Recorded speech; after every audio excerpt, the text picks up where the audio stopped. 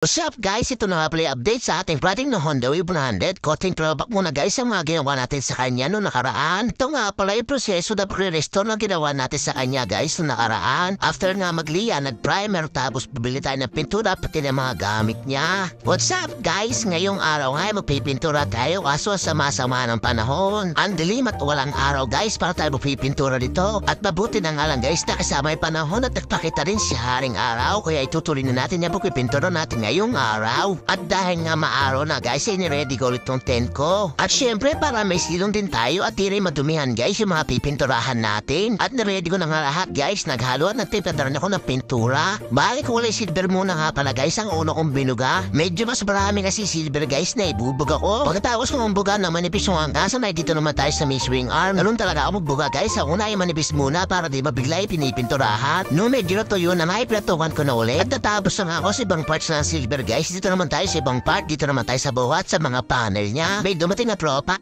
Oy, Pits Vlog!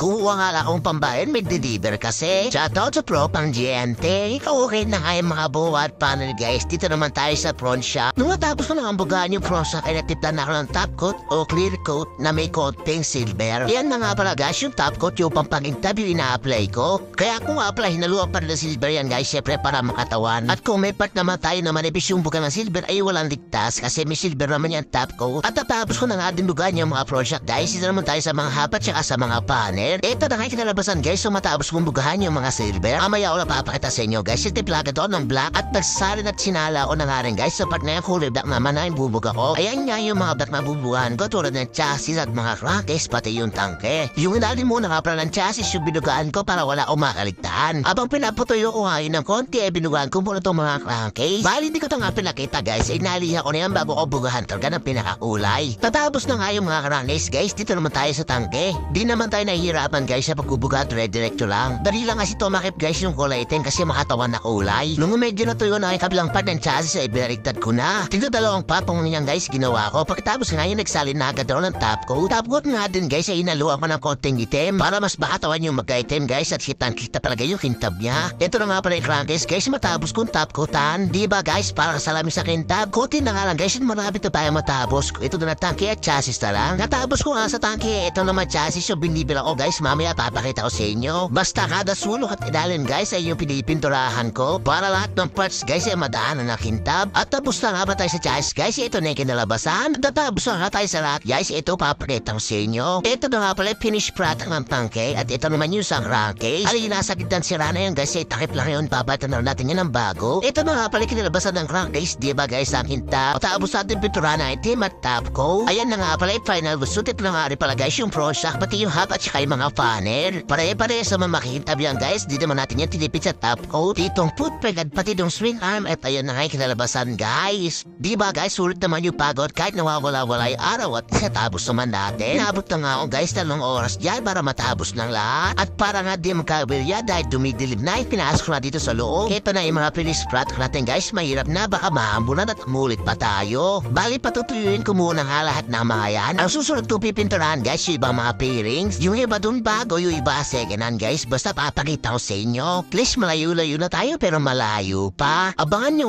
guys yung mga susunod na update sa project nating Honda Wave 100. Salamat for today's video. Ingat! Alright!